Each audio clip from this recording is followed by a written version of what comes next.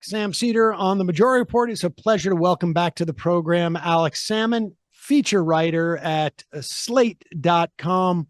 Alex, you wrote this really amazing piece, disturbing in many respects, about Jena, Louisiana, has a population of 4,000 people, has a crazy history of I don't know that crazy, but a history of being closely associated with the carceral state for quite some time. Give us a little background about this before we get up to present day.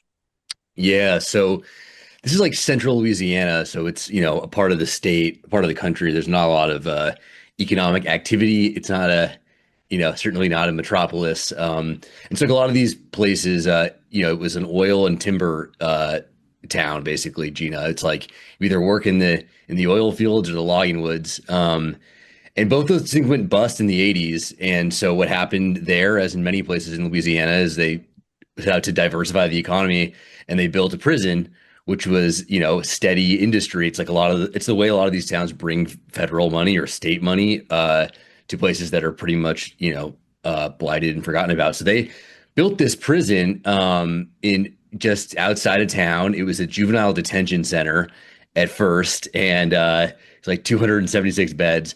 Basically from the moment it opened, it was like incredibly scandal plagued. It And was was this a state juvenile facility? And so, okay. yeah, it was a state facility. And yeah, state facility, 267 basically teenagers. And it was like from the second it opened in 98. And I think with just over a year, it was so scandal plagued. Just the allegations of abuse are like stunning. That like the Clinton administration, which is obviously the tough on crime Clinton administration, which couldn't find a jail it didn't like the look of, they sued both the state of Louisiana and Wackenhut, which was the private prison company that would eventually become Geo Group, basically alleging that there was like widespread mistreatment, borderline torturous conditions for these kids. And like the DOJ documentation from that period is like it's pretty stunning. It's the catalog of abuse is like unbelievable. And they at first they were like going to set up a deal to get it back on the straight and narrow, and then Wackenhut, the private prison company, was just like, never mind, we'll just shut it down. It's not worth the effort. And this was an era when private prisons was really just starting to gear up, wasn't it? Yeah, yeah. So it was like really interesting. The political economy of this stuff I think is fascinating. But right, it's sort of deeply neoliberal era where it's like you want to build out state capacity to imprison people, but you don't really have the ability to do it on a public sector level, or you think it's cheaper to do it with the private sector. So Wackenhut is sort of the great exemplar of this, as at that point the largest private prison operator in the world.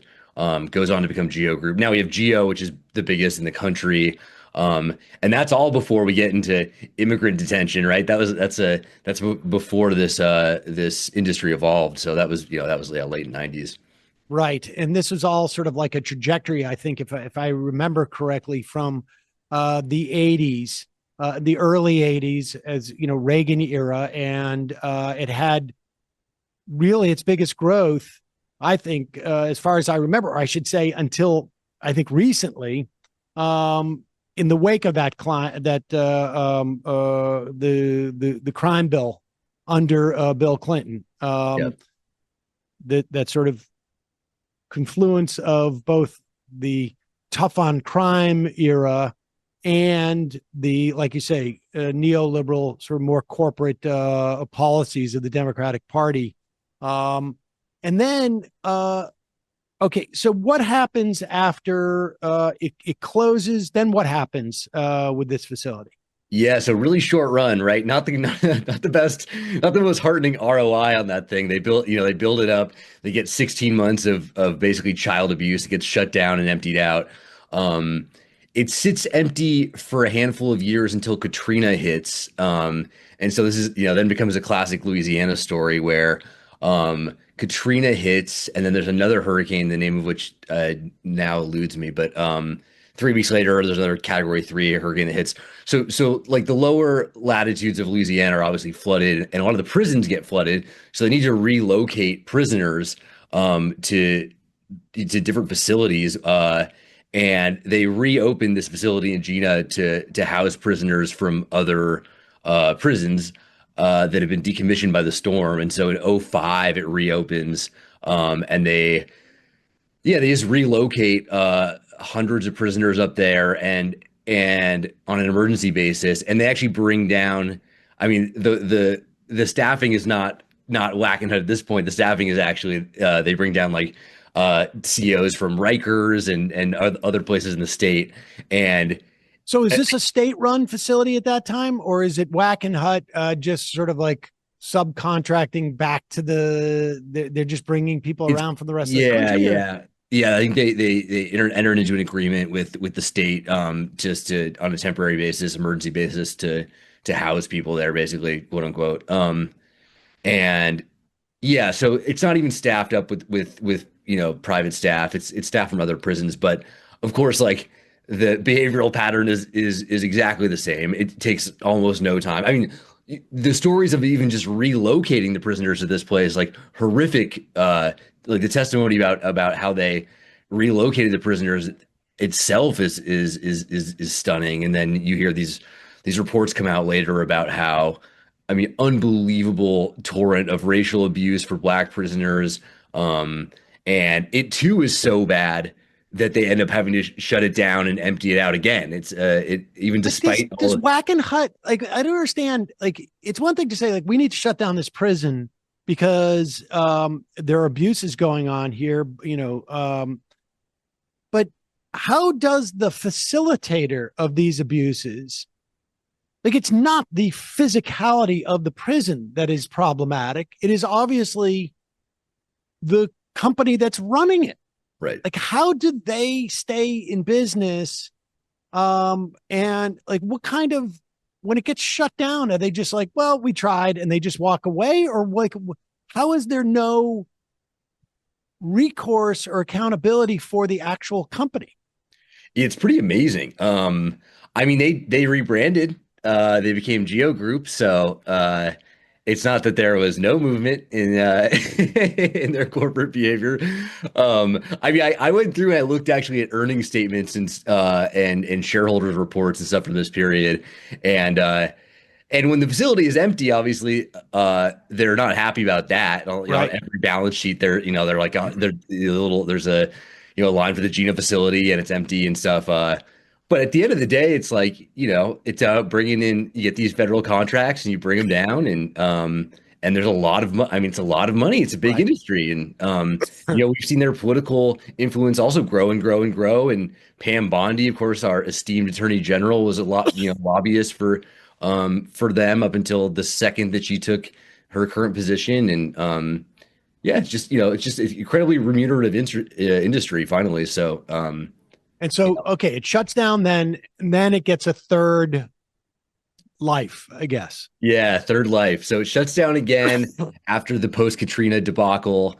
Um, and then they get the idea that they can expand it. Actually, the incredible thing that happens is they're like, this is, two tries, this have not worked. Let's make it way bigger, and so they build out a ton more bed space, um, out to 1,170 beds, which is obviously much larger than the 276 they started with. And they start marketing it to the federal government as a facility, and of course, at that point, ICE is a relatively new department, right? ICE only is, created in 2003. This is 2007 at this point that they're shopping this facility around. And so they win a federal contract for ICE. And as it turns out, ICE pays even better. Like Right. it's a much better deal to get an ICE contract than it is to do state. So they're happy. And yeah, 2008 it opens as an ICE detention center. And I want to get to the part of the story about how the I should say the town reacts to this stuff, because it really is fascinating and a little bit disturbing. But they start ramping up as an ICE facility through the Obama years, where there is a lot of, Obama was very aggressive in terms of deportations. So, depending on who you talk to, but from their accounting, to build some credibility to develop comprehensive immigration reform, that Right. was an abject failure, the entire project. By the end of the Obama administration, he puts a moratorium or ends private prisons for the federal government. Was this facility now considered a private prison, or because it had sort of changed its category to a detention center, was it not really subject to that? I mean, of course, Trump comes in and it reverses it immediately, so maybe there was no issue. But what happened in that instance? Yeah, I think that it would have been open just before Obama was elected. And I don't know how actionable that standard really was finally in terms of outstanding contracts. I don't want to speak too confidently on this because I don't really know the ins and outs of it, but I don't think that that affected this facility. And while it may have sort of slowed some of the ICE and private prison alliance, like ultimately ICE as as a department is entirely reliant on private prison companies. It couldn't exist without them. And so like currently 90% of people in ICE detention are being held in private prison facilities. Um, I I don't think there was a big push during the Obama years to build public ICE facilities or ICE jails or whatever. So I don't know exactly the ins and outs of that thing, but it is interesting because during that you're very right to bring up that period because it does slow down a little bit there. Like from '08 to 16, at least in Louisiana, you don't see growth in this industry. But then in 17, it goes crazy. And like that's, sort of where it picks right back up is once Trump gets back in, or I guess in the first time rather, like that at least for Louisiana is where, the ICE detention industry takes off. And we should say that in Jena, it's extremely remote. 4,000 people. What percentage of the town works in the prison, or is sort of like reliant on the prison? Because I imagine there may be some slight outside contracting that the prison does as well. Yeah. Yeah, it's interesting. So the 4,000 figure, and I went through census data on this. I think it also counts the people who are in the prison, which is, Oh, jeez. common practice for prison towns. Like this is how they do this stuff. But I went through that data. It said that Gino is 25% Hispanic. Um and there are 1,000 beds at the facility. And there's one Mexican restaurant in Jena, and I went there and I spoke with the wait staff and I said, I was like, how many Latinos live here? It must be sort of an interesting dynamic. And the both people I spoke to were like, there are 15 Latinos here. So the rest of the 1,000, I'm pretty sure are people that are in the facility. So it might really be even lower than that, in terms of like functional population. Anyways, very small town. I think it's amazing about this is that the numbers are really like they're very low, the numbers, right? Like I think that at most recent accounting that like the tax revenue to Gina specifically was like $30,000 a year. I think it's like 250 jobs. It's not like, we're not talking about huge numbers. It's not like I mean, if you have 3,000 people in a town, 250 gets close to 10% from one right, employer. right. And working age is probably maybe even a higher percentage. Right. Totally. Um, And you're right with subcontractors and everything else, right? Like it's probably a little higher than that. And it does end up being a pretty substantial percentage in the final accounting. and this is the facility that Mahmoud Khalil was held at. Yes. Yeah, yeah. So he was in there for what was it, 104 days at final tally. It's an interesting place because it's the one place, right? He was the one who was stuck there the longest. Alirezi Darodi, who was the Iranian student from the University of Alabama, he was also held there for 40 days and then ended up giving up and just accepting deportation. So of the facilities in Louisiana, of which there are nine, And then there's a 10th just across the Mississippi border that's part of the New Orleans field office. Um, this is the place I think is hard, sort of like the hardest to get out of at a lot of levels. Like it's the oldest large one, and then of course the place where everyone else got out. And Khalil was held the longest of any of these students, and then of course Tarodi got actually deported in the end. So How long are, I mean, the detainees there are presumably in process of being deported, right? I mean, I don't know if the Tren de Agua people came from Jena as well, but how long is the typical stay? yeah, it's a really interesting question because immigration court and the whole proceeding is very opaque, and I think that not uncharitably is called kangaroo court by a lot of people who know it pretty intimately. Like, um, the length of stay is basically like how badly do you want to be in this country, right? And it's like if you just give up and accept deportation, you might be gone in a matter of days. But if you feel like you have an asylum case that's legitimate or that you are in status, as often people are now, right, who are getting snatched by ICE agents, like, well, you probably don't want to just accept that and get deported. And Right. um, what happens then once you're in the facility is that you can win your case and still not get out. So this is a very common story is that people will win their asylum case and then ICE has the ability to appeal those decisions and they can appeal again and again and again.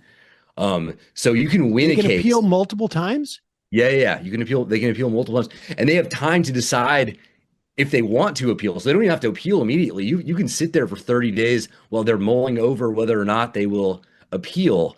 And so it's one of these things where like there was a man who died in detention in Jena, who had already won his asylum case. Like he had been there for months after he'd already won his case, and it was just because ICE had decided that they wanted to appeal it. And so there he was. By any estimation, you would say he was someone who had gone through all the, it's so hard to win these cases. He had gone through all the hoops and won the case and was still there and then ended up dying of a heart attack after, uh, you know, uh, uh, basically he submitted multiple allegations of abuse by the staff there and again and again and again didn't matter. He was stuck and then eventually he died of a heart attack. So those are not uncommon stories.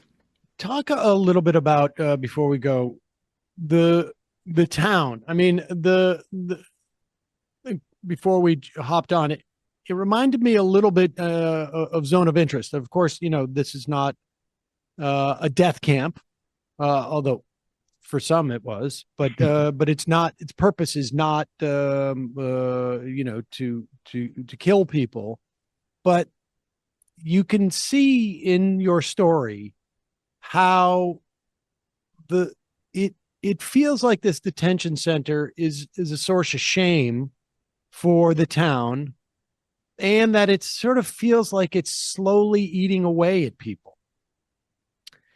Yeah, it was a really interesting environment to be in because this is a town that does not love outsiders. I have like a pretty evident Southern California accent, and that was not doing me any favors talking to people around there. And there were some people who I think were very combative, right? Like most of the time I was in the town, or multiple times while I was there, I was getting trailed by the police. Like it was not like there were two separate incidents where I was, had the cops on my tail. And this is not a big town, and it's not there's no secret what was going on. And when I tried to speak with the chief of police, it was very combative. When I tried to speak with the mayor, she, one day escaped out of the back door, the next day didn't show up. The editor of the newspaper was extremely combative towards me. And the other people who I talked to were sort of between, fearful and, sort of cagey and no one wanted their name, no one wanted their name on anything. Um, and there was like, there were some whispers, there were some things where like people would say, oh, you know, every once in a while someone shows up at the church and we don't ask them about their family, we don't ask what they're doing here. Like we just pray and we go about our business. And um, They it show was up it at was the very church presumably to visit the prison. Yes, yeah, yeah, yeah, exactly. And it's like given how how white the town is and stuff and how insular it is, like everyone knows exactly what someone is doing. And if they have a family member in ICE detention, um, there's no surprise, but yeah, it was very much like, don't put anything on the record, don't say anything. Like if um people would express stuff to me and then immediately take it back. I had a lot of interesting conversations like that where I would talk to someone and they would be like, please, please, please don't use my name. Like, and it was a really interesting environment to be in and challenging on a reporting level. But I think, yeah, certainly had that sort of spirit of something like the zone of interest where, everyone knows there's something going on up there, but it probably doesn't pay to make a lot of noise about it. How many places like this are there around the country? That is a great question. It's Central Louisiana is very unique because it's so remote, and it has such a favorable court system for facilitating deportations. Like it's sort of a perfect storm of remoteness, lack of resources, willing political climate to facilitate both detention and deportation. Um, there are places like this sort of all over the country, though. It's gotten, Louisiana went from in 2017, I think there were 2 or 3 facilities. Now there are 9, Wow. They opened 5 facilities in 2019 there, and they're all sort of peppered around these little towns in the middle of nowhere that are very hard to get to, purposefully so. Um, and so there are there are giant facilities, sort of scattered around the country, and Texas has got a few, and California's got some big ones. There's one in Washington. And Mississippi has a huge one.